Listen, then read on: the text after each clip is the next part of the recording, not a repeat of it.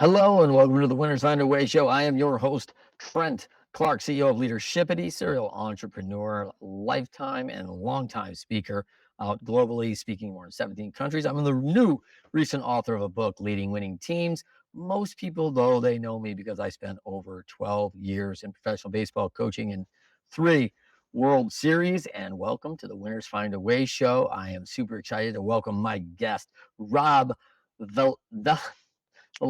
Rob, how are you doing, buddy? I'm doing good. I'm doing good. Thank you for I almost having didn't me. get that out. Did you hear that? I almost You didn't get know, it out. it was a little tough, but winners find a way, right? You got it There you done. go. Velazquez. I should know that, man. With all my time in baseball, a lot of I was lot gonna of cool say Latin names that I always get, man. What's your that's heritage, Rob? awesome. So I'm mixed. My dad is actually Puerto Rican, hence the last name, and then my Yes. mom is from a little island called Malta. So we're half Puerto Oh, Rican, half wow. Maltese. Yeah, that's pretty sweet. Yeah, Malta, beautiful. Both of them actually beautiful, man. I'm ready to go to Puerto Rico right about now, actually. That's always Hey, good. You ever get down?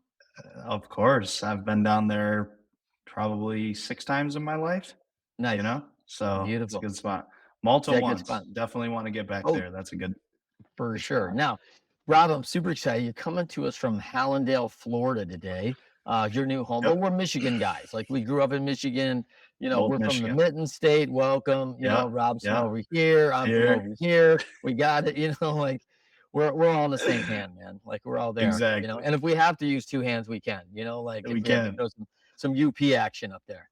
All right. Exactly. But Rob and I are both trolls. We live below the bridge. So we are, lower Michigan Peninsula people. And we're surrounded by water. We live almost on an island. And we think we're kind of a big deal, just so everybody else knows. All right. We're Michigan kids.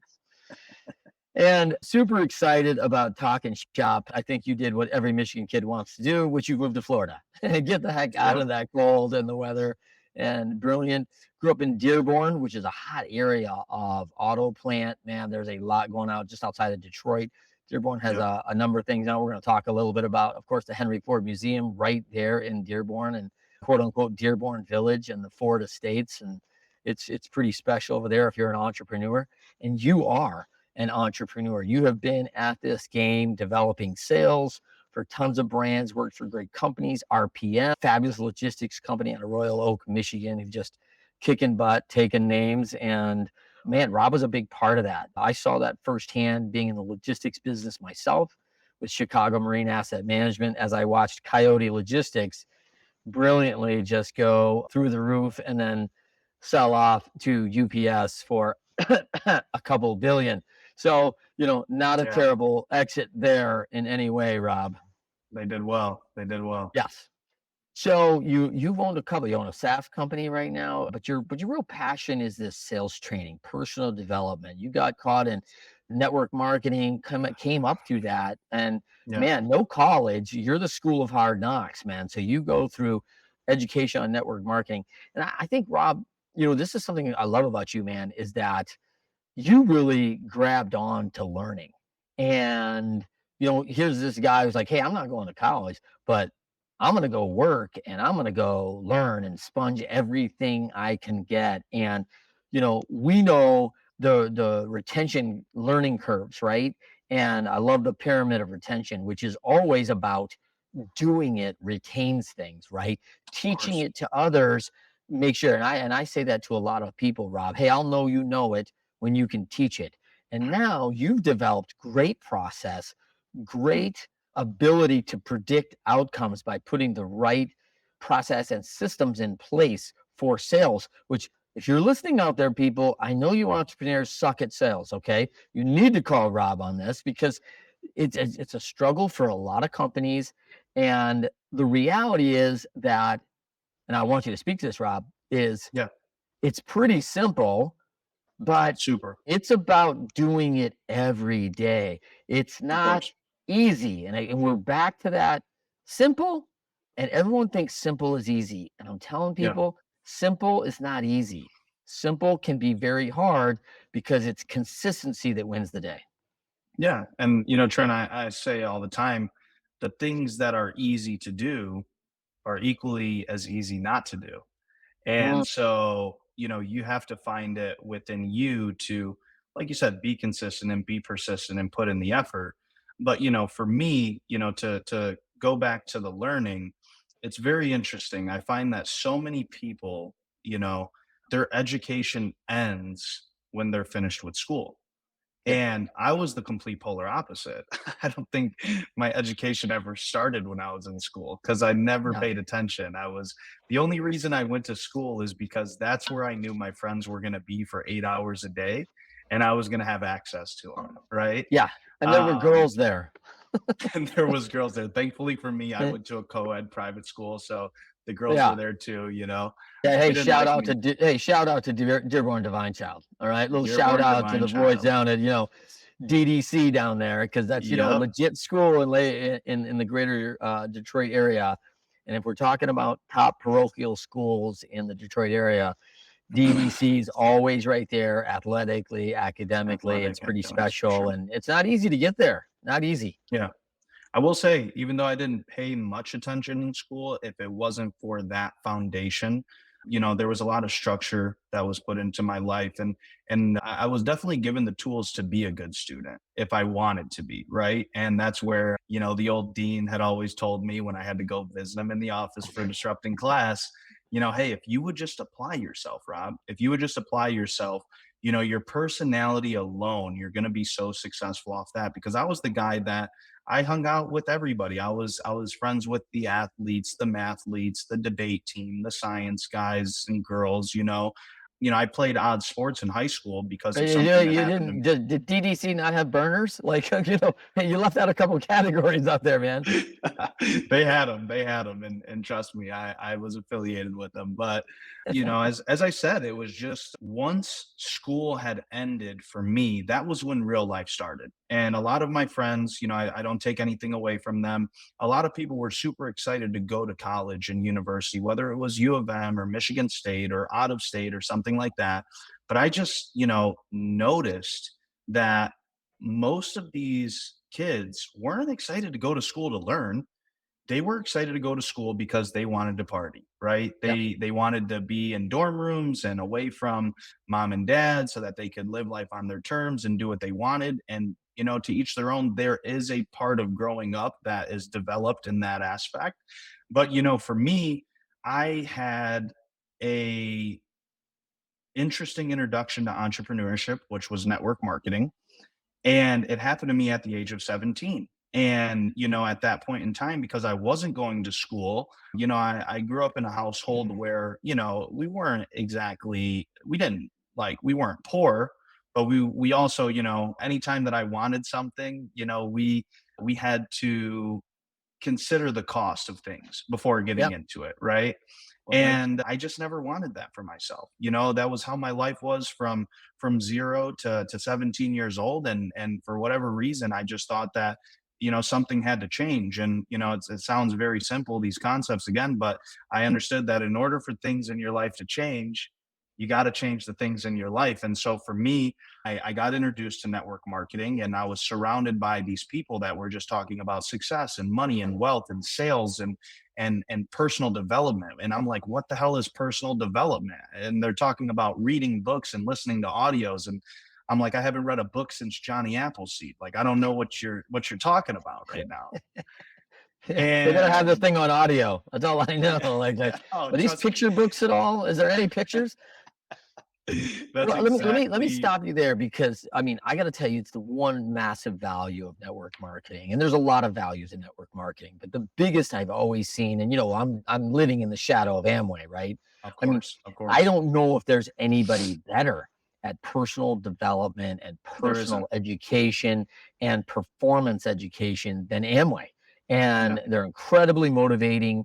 It's grounding, self awareness on the 400 level, and it's 100%. amazing how many people get out of that. And I would also say, I mean, great advice, by the way, from the dean, like that you can apply yourself. You will be something. And maybe, you're not the best student at that time, but I think that Yeah, resonated with you as a man who now going into the work world going, hey, this guy believes in me. He knows that if I apply myself, so as I yeah, make those changes and apply myself, he wasn't wrong. Is that yeah. fair? The No, other it's thing it's I would absolutely also fair say, to say. yeah, the other thing that's really interesting is I assume that your parents are immigrants. Are they first immigrant first, or their grandparents? Uh, my mom is first generation born here, Yep, but it was definitely a situation where they learned English because they went to school here, right? It that's was it right. was Maltese in the household, and same with my dad. My dad was actually born in Puerto Rico and then came here, and you spoke Spanish at home, and you learned English, at school, obviously. So But they you're a three are part language of. guy coming out of first grade, just because this is the thing, right? I got two languages at home. I got another one at school. Yeah. I mean that's amazing in itself of a skill right there. For me, And unfortunately, I didn't translate, so I only speak English. Now I oh, you understand Spanish. Yeah, yeah, yeah. We were never taught other languages in the household, and it's definitely a regret. I think even on our parents now, because they were so. And I think you got to understand, there's two types of immigrant families. You have the ones that are super proud and like want their kids to obviously stay the tradition. And I'm not saying that my parents are not traditional. We love our culture. We love where we're yeah, from. We're proud of it. But yes, also when your parents grow up getting picked on by kids in school because they don't know how to speak the language, I just think they didn't want that for us, that's right. And That, and so, I think that makes perfect sense, by the way. I mean, for parents, they want better for their kids and of realize this course, was hard for me. I came here not knowing the language. I'm running right. behind and I gotta deal with this stuff. And my kids, I don't want them to deal with that. And I Yeah. appreciate that. I gotta think because your parents worked their tails off to create a better life. And they certainly did that, right? I mean, both Ford employees. Ford is a great company and they have done very well by their people and they're lifers. They've been plant workers for a long time, A long and time. most. I'll just say this is no knock on anybody. There are not a lot of plant workers' children over at Dearborn Divine Child. These schools are not inexpensive. You're making a real sacrifice financially to have your Mhm. children go to one of these schools and get this higher level of education. And Yeah. I just had a great conversation in Kansas City about that last week. And so the reality is like, I gotta wonder what your parents are. You're jacking around at school, really not meeting your, academic potential. Let's just say that. And I'm thinking your parents are about to cut your hands off because they're like Trust going, me. "Do you know what we're sacrificing to have you there?" I'll put it to you this way. It wasn't until I was maybe 21 years old where my parents definitely thought that they had taken a loss on that investment. Yeah, It- they were they were seriously, upset because again, this is a college prep school. This is where kids literally go to get good grades. If you have good grades and you cross your T's and you dot your I's and that name is on your application to a university, chances are you're getting in. And it just wasn't the case for me. No college would accept me. Even the party colleges weren't accepting me because they're like, dude, you just don't even have the framework to get here. You don't even have the minimum requirements to get in here. Head over to community college. there's some And there's some so great ones in Michigan too. there are definitely some great ones. Fire up chips. So that was the one that a lot of people wanted to go to. But again, and it wasn't for me. I didn't care. I knew that college wasn't going to be the route for me. I knew that that wasn't going to be the place. But it didn't have any type of hold back on my mindset that like I was going to be super successful. And I appreciate you for bringing up my parents here, Trent, because I always tell people when I do get the opportunity to tell the story of my parents, they're the real rags to riches story, not me. Yes. I mean, the Oh fact that yeah. they did what they did and put me in the position that they put me in, I should be doing what I'm doing with my life right now. And, my goal is to do the same thing for my kids when I have them and they're my age. They should be further advanced than I am because of the stage that they are given to perform on. So they're the real rags to riches story. For me, doing what I'm doing, I it's expected in my opinion. Yeah, I really appreciate you saying that, Rob. I mean, that is, first of all, shout out, right, to Mr. and Mrs. Velazquez, because that is, Mr. Velazquez gave up a lot. You're married, you're born in Puerto Rico, you come here and you know very Yeah. little of the customs, very little of the ways. It's a long way from Puerto Rico, especially on a culture. And for goodness sakes, coming to Michigan, for God's sakes, most people in Puerto Rico have never seen snow, just to clarify this, right? So it Right. is a number of sacrifices on the front to create a better life for his Of children. course. So Yeah. really, really admirable. And and so I love what you said about positioning because I think that's a big deal that people don't understand. A lot of Mm, this life is positioning yourself for the next opportunity. And people are absolutely. giving you a hand up in how to do that. They're showing you, they're mentoring, they're putting you in a position. And your Yeah. parents, by even introducing you to Dearborn Divine Child and getting you in at school, automatically meant doors can be opened because of the education you're going to get, because of the people you're going to know, because of the friendships and the relationships and the fellowship, and your ability to create value and contribute in this world. And you're around a bunch of other people who've already created a bunch of value and contribution. So, positioning is a really big deal, folks. And I 100%. tell a lot of people in pro sports, man, you're looking, you hit double A ball in the minor leagues, you're an injury away from the major leagues. You are Yeah. positioned now for a potential really good opportunity. And Absolutely. I like to say it this way: if I'm sitting in at triple A and I'm a 33-year-old veteran who's bounced up and down, and we got young Velazquez Alaska. over here in the same position in double A. He's a 23-year-old superstar who's got the Yeah. same numbers I got. They're betting on the young talent, and let's All let's day. let's look at the future. Let's not hire a guy that we already know that he's about peaked here. And Rob's still got a long way to get better. And so Yeah. he is now positioned for the opportunity way better than I am. And it's all about positioning if Yeah. you're looking to get ahead. So I think that's a And that great applies point. to I'd like to say that applies to in the business world, because that's exactly what happened to me at the age of 21 years old when I got hired by that logistics company. I was young, I was hungry. I really didn't know anything about trucking and transportation. I didn't. But I had a can-do attitude, and I had a elaborate sales background leading up, to that.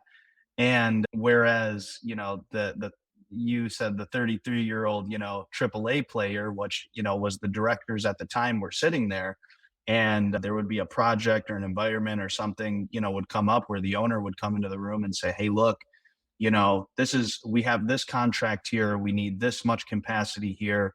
I have this list of carriers. Let's call them all. Let's source as many trucks as we can." And whereas you got, kind of an older dog there that's like, we did that before and it doesn't work. You got me that's saying, "Hey, listen, if he doesn't want to do it, I'll do it. Me and my department will handle it." Right. And when you have the right attitude, the facts don't count. What other people have done in the past is irrelevant, right? And you go into things with the right mentality, and that's where you produce the results. And that's what allowed me to climb up that chain so quickly, because of my position, number one, and then my willingness, number two, right? So it applies in sports and in business and everything else, right? It's all applicable.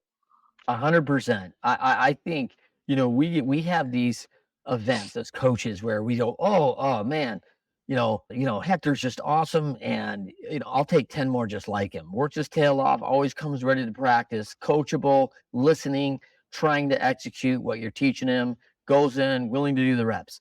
In business, what I just heard was the owner recognizes a young man named Rob who says, "I will."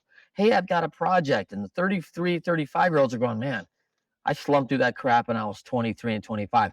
I shouldn't have to do that anymore because I've arrived now. I'm a guy and Right, I'm past that. right. And the people that say I will keep getting opportunity. I will. Hey, the cleaners aren't going to be able to make it this week. Could someone take the trash out this week so we just clear that out of the office? 100%. Hey, I will, sir, I will. And so, this young Rob keeps saying I will, and he's like going, "Hey man, I just need a winner who will find a way." And clearly Mm, it's in Rob Velazquez. And this is where I want to be, man. And so at 23 years old, he makes you the director of sales. yeah, I'm, Yep. I'm trying to navigate this. This guy's got a lot on the line. And if you don't know anything a lot about logistics business, I would say 70% of your operations is sales. Listen, the trucks will move. There's not a lot of process behind how things, I don't want to discount operations and in logistics. It's real and there's a lot going on. But there's really not a lot going on if no one sells anything. So, you just have trucks sitting in a parking lot out back. So, this is what happens. If there's no sales, there's no activity. So this becomes a 70% portion of the business. It's nearly or over two-thirds of operations and what's happening. So, Yeah. man, this guy is putting his house, his family, he's putting his future on the line with a 23-year-old that says, I will. Why would he do that, Rob? Yeah, it's really simple. It's because I would get results, right? You had mentioned that I do coaching and sales now. And the reason that I do coaching and sales now, I like to go back and explain to everybody that I've done it all. I used to do door to door sales in the telecom space. I used to do fitness and wellness sales. I was the general manager of, 4 different locations for gyms. I've done technology sales with my SaaS company. And when I went into this logistics space, it was, at that time, again, I didn't know much about logistics. And I had so many people that were telling me in my ear, buzzing and buzzing and buzzing, oh, B2B is so much different from B2C. And you have to be logical and it has to make sense and this and that. And I just come to find that that was all BS. And, I didn't have to know about logistics to sell logistics because at the end of the day, the person that was on the other end of the phone that I was talking to was a person. And what I have found in sales that has worked for me since the beginning of time, it works now, it'll probably continue to work in the future as far as I can see. And that is that, people buy from people. They don't buy from businesses and they don't buy, concepts or ideas. I get it. There are some strategies to that. And it depends on the type of person that you're talking to and their personality. But ultimately, people were not, you know, answering the phone that morning and deciding to work with me because I worked for RPM and RPM was a great company and RPM had all these amazing assets, not taking anything away from RPM. They decided to work with me because of me. People don't really care. And this is something that anyone who's in sales here, you should write this down is people don't care how much you know until they know how much you care.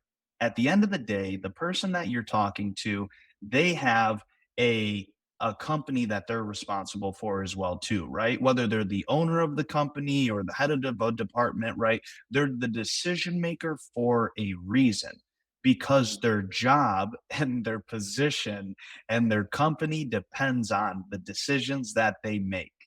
So it's in your best interest to identify why they do what they do. What they do is irrelevant, right? When they do it, who cares? How often, how much, how big, how wide? It's just all fill in the blank type information. The thing that matters is understanding why people make the decisions that they make. And if you can identify why they do what they do, and you can also ensure them that you can help them do that better, easier, faster, more cost effective, whatever it's going to be, they're now they're going to give you the shot. And that's all you need is the shot. If you're somebody that has the can do attitude that I had, I was promising people that I would give them a truck in a city in a state that I had never even heard of because I knew that if they gave me the opportunity to get that load taken care of, I had the can do attitude to go find what it was that needed to fit the script. And, majority of the time, that's exactly what happened.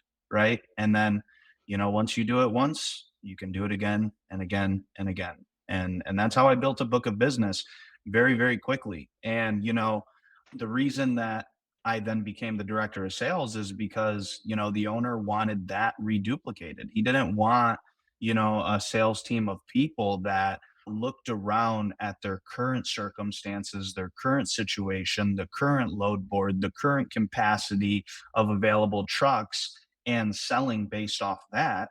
He wanted people who were going to sell damn near a magic trick and then go make magic happen.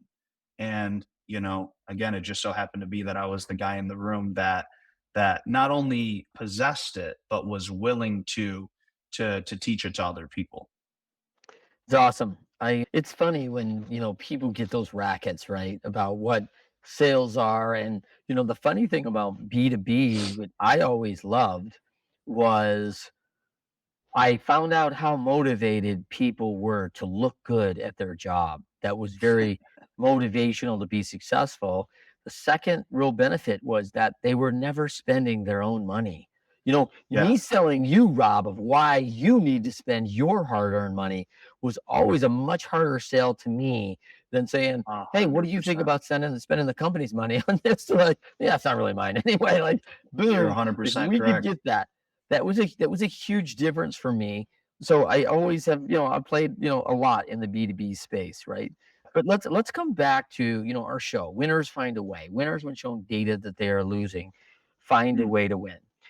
People would not know this about you, and maybe what most people don't know about you, Rob, is mhm, that you were coming up as a young budding athlete. You love sports. You love to mhm. do this. And at 12 years old, you take a serious detour when you're diagnosed with cancer in your leg. Tell us a little bit about that and what happened from there. Yeah, it was a shell shock. It was completely unexpected. You're talking about literally something that came from completely out of left field. But at the same time, and this is where, I'm gonna talk about it, I'm gonna go forward, and then I'm gonna come back to it. But getting sick at the age of 12 was probably the best thing that could have ever happened for me.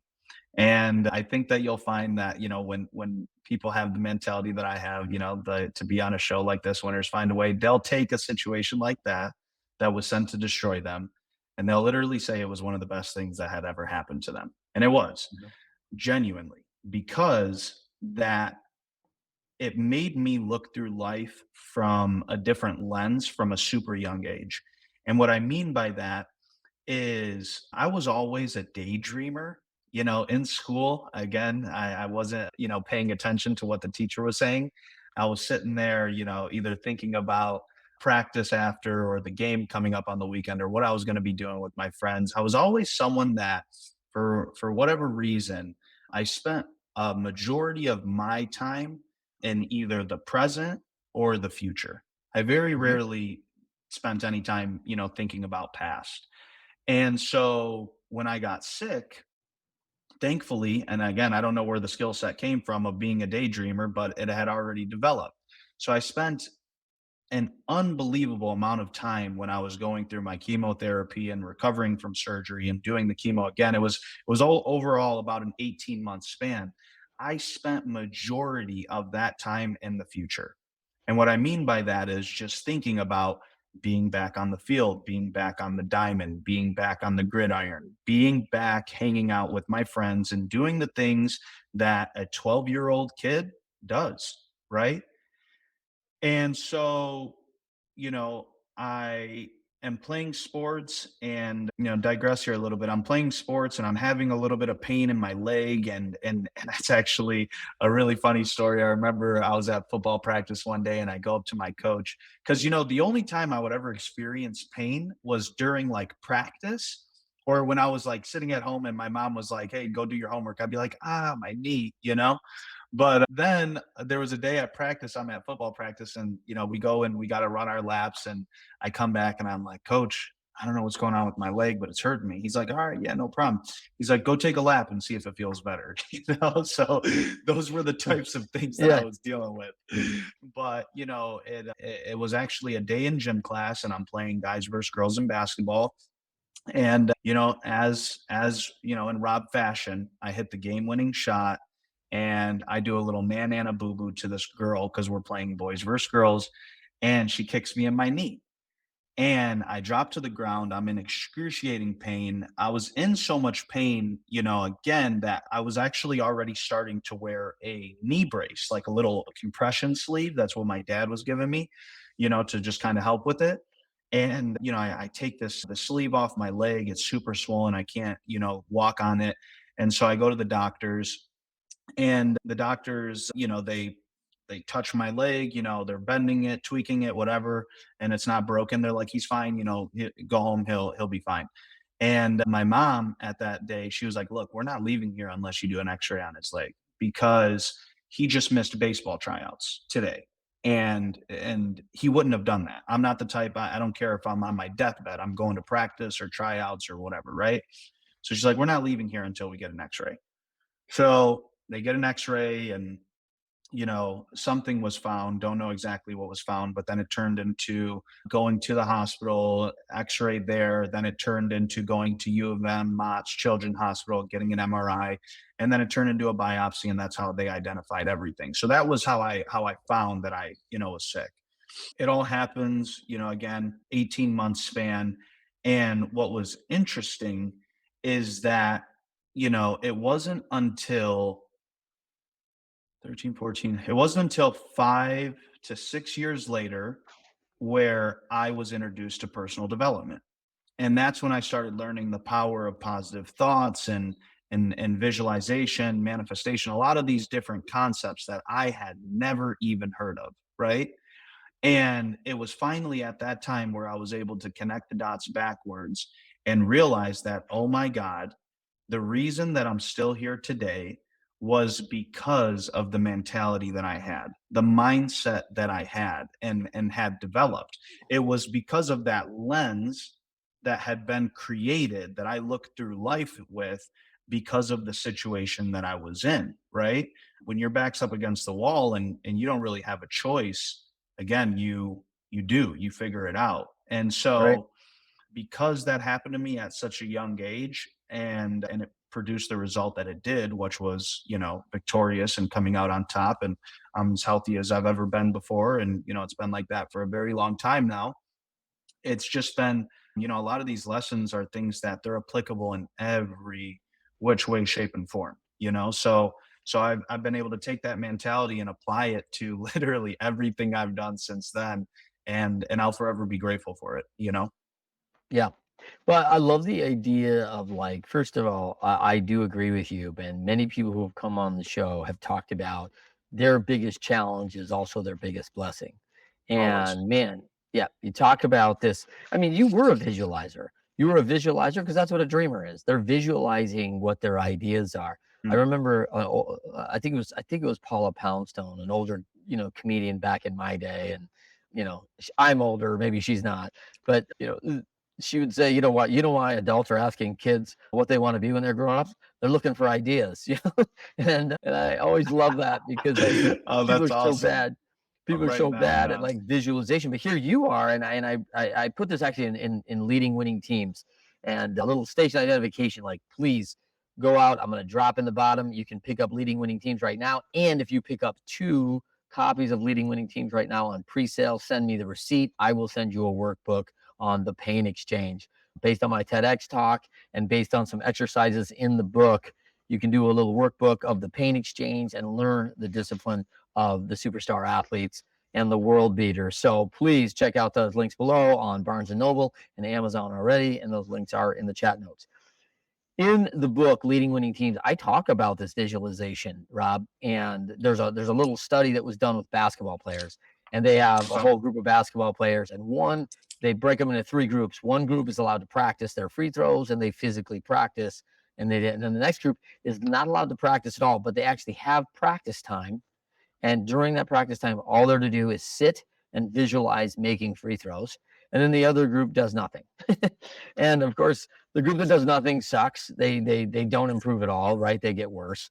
And the group between the team that physically practices and visualizes is fractional. Mm. The group that never picked up the ball, but just sat there visualizing, nearly made the same improvements as the team that sat there doing all the practice. So as I you're love it. sitting there down for the count, for a few years here through treatment, through rehabilitation, a lot of time to be in your mind visualizing your future and what you wanted for your life and how you're going to carve that out in the future.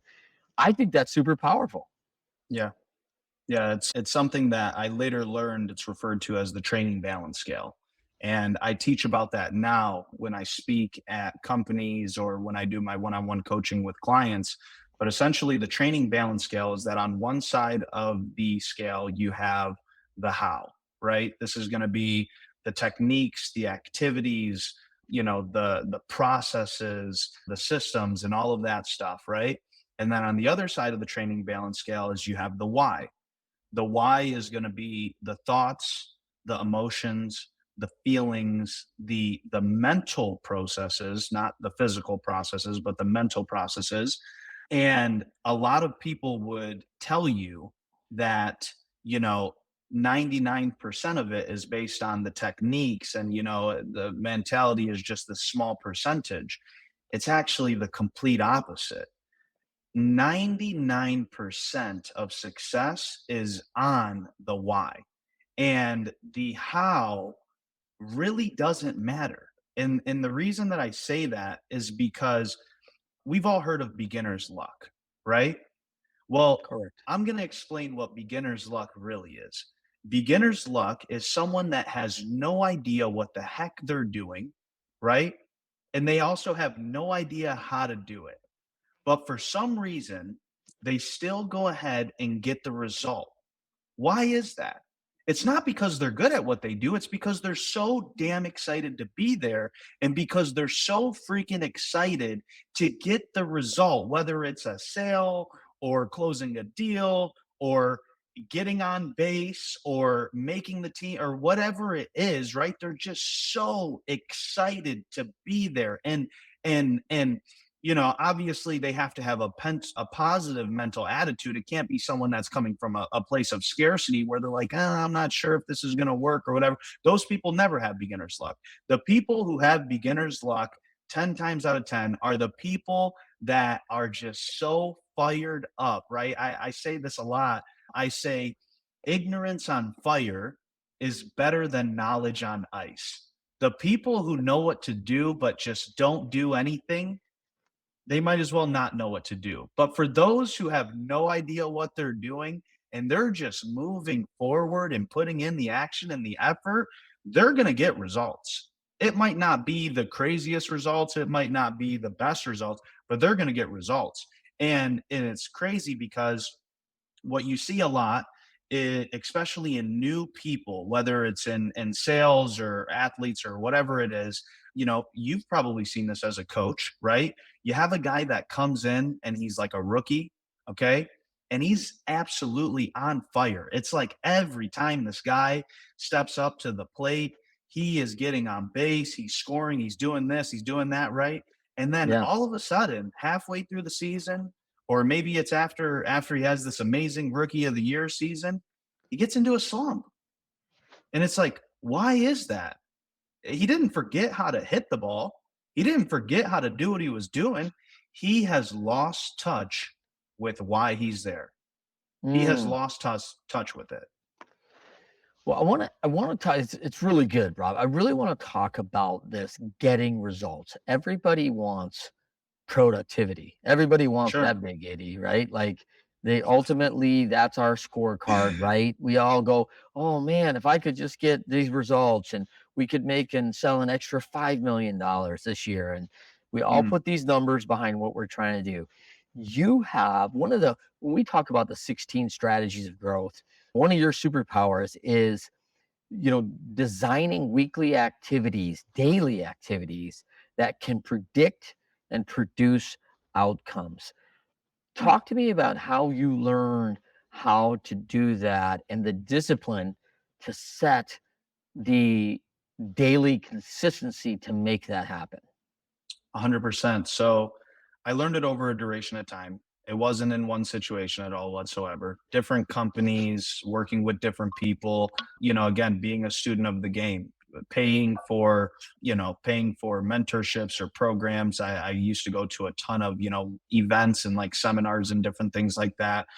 And what I've boiled it down to when it comes to productivity from a sales perspective, and it's not just in sales. I mean, if you want to grow your revenue, if you want to grow your client base, there's a thousand ways to skin a cat. Obviously, whatever Hmm. metric it is that you want to look at, it's very, very easy to decode it, right? So there's something that I'm sure a lot of people are familiar with here, but it's called the law of averages, right? Hmm. And the way that the law of averages works is it's really, really simple. If you call 10 people and you're new, right? You're just getting started. So essentially you suck at what you do, right? You're just getting started. You call 10 people, you get one person to buy or set an appointment or whatever it is that your ultimate goal to achieve is, right? A ratio has appeared there. It's 1 out of 10. Well, what happens is the law of averages states that once a ratio has appeared, that ratio will either continue or increase. The only way for that ratio to no longer appear is for you to stop doing what you're doing, right? So, based on your current skill set, 1 out of 10. You call the next 10 people, 1 out of 10. You call the next 10 people, 1 out of 10. But then something magical happens on that next set of 10 calls that you make. Either you you learned a new phrase, or you figured out a value add, or something's just working for you. Maybe it's just your confidence. Maybe you got a little bit more spunk in you, right? And then what happens is you get 2 out of 10, 2 out of 10, 2 out of 10. And then again, that magic happens. Confidence goes up, skill set gets a little bit better. 3 out of 10, right? Three out. And you as a baseball coach definitely know this, but at 3 out of 10 times up to the plate, if you're getting on base, it's a damn good batting average. And three out of You'll 10, make millions, Rob. you'll make millions. Exactly. And it's the same thing in sales. If you're closing at a 30% rate, I don't care what your product is, you're going to do very, very well for yourself. And so once you understand that law of averages and you go ahead and you decode that. So, for example, when I used to have a door to door office and we were selling telecom, right? We knew that we would give you a territory. That territory would have anywhere from, let's say, 150 to 200 addresses on it. Okay. And you would map out your territory. You were going to pick 60 houses. Okay. And out of those 60 houses, you were going to do 3 laps on all 60 houses, right? Because Yep. people are going to be home at different times of the day. Based on if you got those 3 laps in on those 60 houses, you're going to see anywhere from 20 to 30 people that are going to come to the door and they're going to talk to you. Out of those 20 to 30 people, you should give a full presentation to about half of that, which is going to be anywhere from 10 to 15 people. Out of giving that presentation to 10 to 15 people, you should be able to run credit on 3 to 4 out of those people. And then out of 3 of those 4 people that you're running credit on, you should be getting 1 to 4 sales based on credit and everything like that, right? So it was very, very simple. When you had that law of averages built out like that, and let's say that I had someone come back to the office after, because I always used to do end of the day settle ups where every rep would have to bring me, their tick sheet, and I would look at it and see what their numbers were and their metrics for the day, right? And it was a really, really simple conversation, Trent. At the end of it, if I had someone who brought me their sheet and they only had 1 lap, right? I would just have the conversation with them. I would say, listen, you know, what was your how many sales did you want to get today? And they're like, oh, I wanted to get 2 to 3 sales a day. Okay. Well, based on your effort metrics here, which is just the amount of laps that you did and everything, just start at the top of the funnel. The amount of laps that you did 1 lap and you're supposed to do 3. So it's impossible for you to even be able to hit the goal that you wanted. So tomorrow, we're going to do one of two things here. Either we're going to decrease your goal or we're going to increase your productivity and your effort. Which one would you like to do? And nine Mm, times out of 10, obviously they're going to say, oh, yeah, I'll increase my activity, my productivity, right? Because no one wants to decrease their goal, right? right. So Right. that's the law of averages. The second thing is knowing the score. Okay. coming from a guy that, again, has that background of being an athlete, I used to constantly be looking at the scoreboard. I used to constantly want to know, what did the other team have? What did I have? How many fouls? How many timeouts? What quarter is it? How much time is left in the game, right? And Yeah. so I feel like a reason that a lot of people fall short of the growth and production that they want is, they maybe the owner knows how much revenue he's doing. Maybe the director knows how much in volume of sales. But the question is, does each individual person on your team know exactly what the score is? And if they don't, right? We actually saw it in, I think it was an NBA finals game with, you remember when J.R. Smith, the rebound came down, they outlet it to J.R. Smith, and he goes ahead and calls a timeout. Do you remember that? And they're going against the Warriors, and LeBron is like, "What are you doing?" And he's like, "I thought we were up by one. I thought we were up, right?" Yeah. And they lost the game. They lost Yeah. the game because he went ahead and, instead of getting the rebound and putting the ball right back up and taking the lead, he gets it and he sends it out and calls a timeout. And literally, LeBron's like, "What are you doing?" Because LeBron's the type of guy that always knows the score. He Yeah. knows exactly what the score is, exactly how much time is on the clock. But one of his teammates didn't, and it cost them the entire game. I think it cost them the whole NBA Finals that year.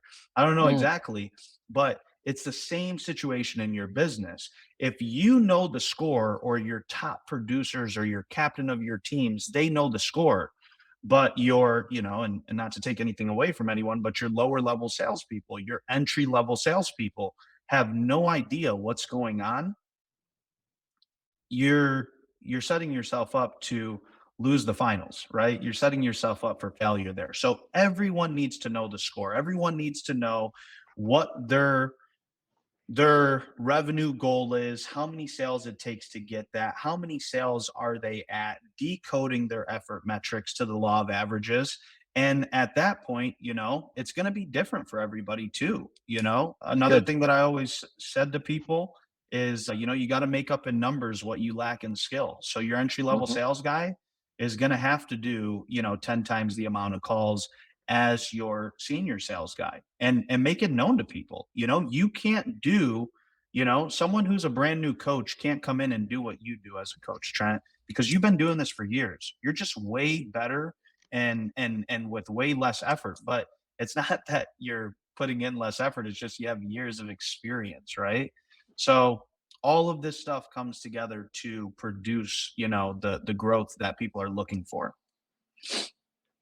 Yeah, it's so good. Let's talk about another strategy of growth where you've been challenged.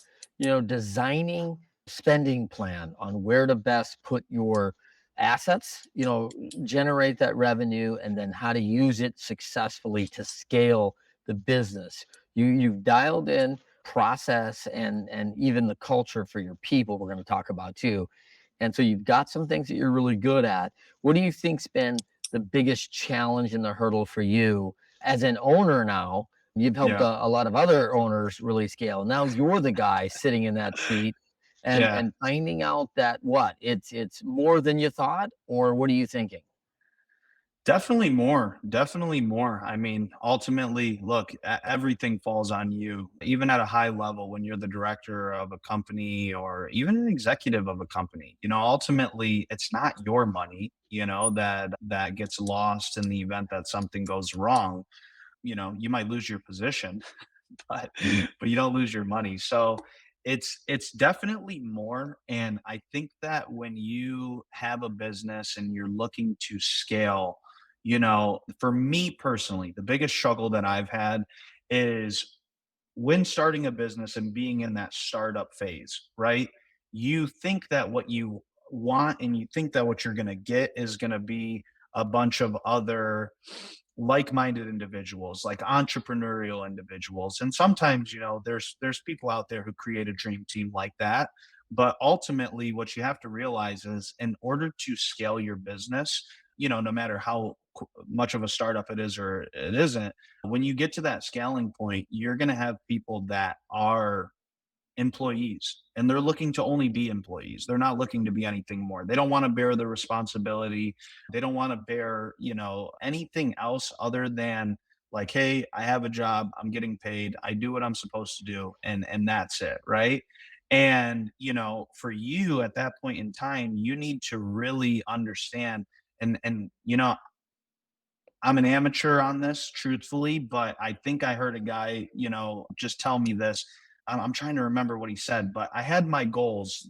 I used to have an office in Detroit, Michigan. And there was a guy, he was like a venture capitalist, I believe. And he was in one of the offices across from us. And he saw that on my thing for 2023, I had a revenue goal of doing $1 million a month.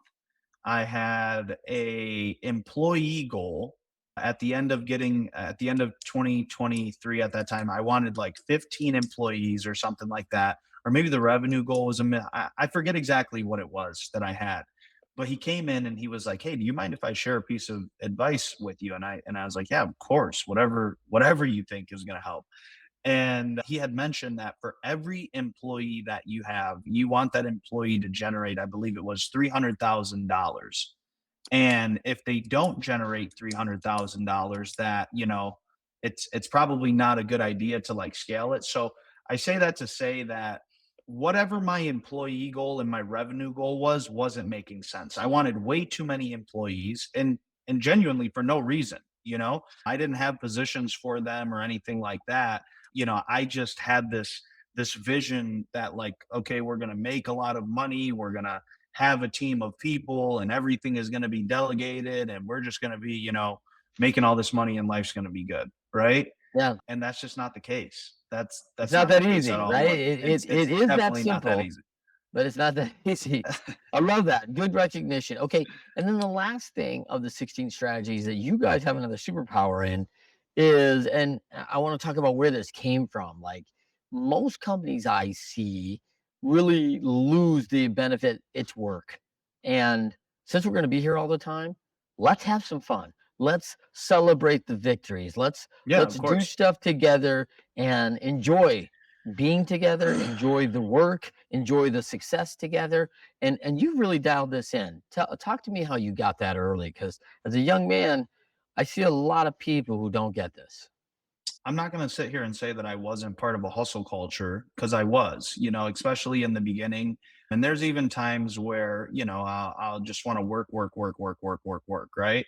But at the same time, and again, I credit this back to network marketing. Network marketing, I'll forever be indebted to that industry and forever grateful for it.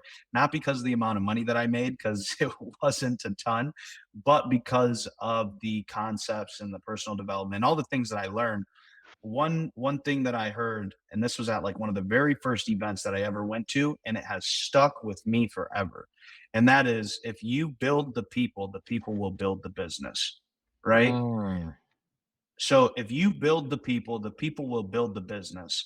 What that means is that if you develop individuals, they'll want to work with you. They'll enjoy what they do. They'll love what they're doing because not only are they producing, results, and you got to understand, people producing results is a byproduct of people becoming something more and something better, right? So if you have somebody who isn't producing the results that you want, it doesn't make them a bad person. It just means that they're not developed to the level that you need them to be developed. So you got two choices: get rid of them and replace them with somebody who is developed. Just know that that might be more expensive, or you use the investment of your time and develop that individual to be, someone who produces the results that you want.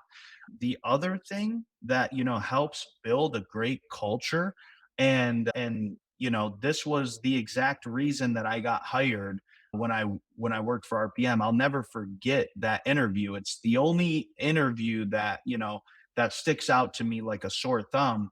And it was, when I went into that interview, They were talking about, well, look, again, I didn't know anything about logistics and supply chain. And we didn't talk about logistics and supply chain.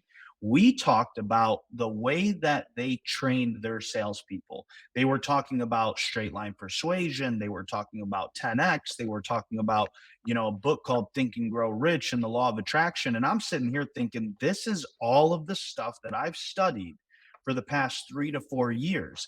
And you talked about your TEDx talk. There's a really good TEDx talk I would encourage anyone here to listen to. It's by Simon Sinek. It's called The Golden Circle. Okay. And in that, Simon says, the goal of doing good business is not to do business with people who have what you want. The goal of doing good business is to do business with people who believe what you believe. So if you Mm, want to build a good culture, and if you want to build a team that is going to absolutely kick ass and have fun doing it, you have to work with people who believe what you believe, not people who have what you want, right? A guy love might it. have the skill set. A guy might have the skill set that you need that you're lacking, but then, on a personal level, you guys just don't align with each other. Your beliefs are not in alignment. That guy at the end of the day, when things get tough, he isn't working for your company for a greater cause. He's literally just Right. working for you because he needs the money, you know? Love it. I love it. Rob Velazquez. Rob, thank you so much for joining us today on the Winners Of Find a course. Way show, man. Tons of learning in there, people. I got all sorts of great notes. Check it out. Just dropping some great nuggets there. I am going to check out that TEDx on the Golden Circle for everyone. Winners Find a Way show every Friday, 12:30 p.m. Eastern, 9:30 a.m. Pacific on LinkedIn Live, Facebook Live, YouTube Live on the Leadershipity channel. You can always find our podcast on all the major networks. Check out below. We are having a great retreat coming up in Tulum, Mexico. Only 12 places, and I think there's only 10 left. So jump in. That's going to be right at the end of May after Memorial Day, where we're going to be talking about how to double 2x your business fast. Investors in Growth event. I'm telling you, there's so much good investment going on in Tulum. You're going to love it. It's one of the most beautiful places in the world. I can't wait to get down, and you're going to be with me and Corey Warfield and AI, and it is going to be incredible. Rachel Weaver and PR, and talk about scaling your business for everybody else. Rob, thank you so much, and thank you for joining us on the Winners Find a Way show. We'll see you next time. Thanks, Trent.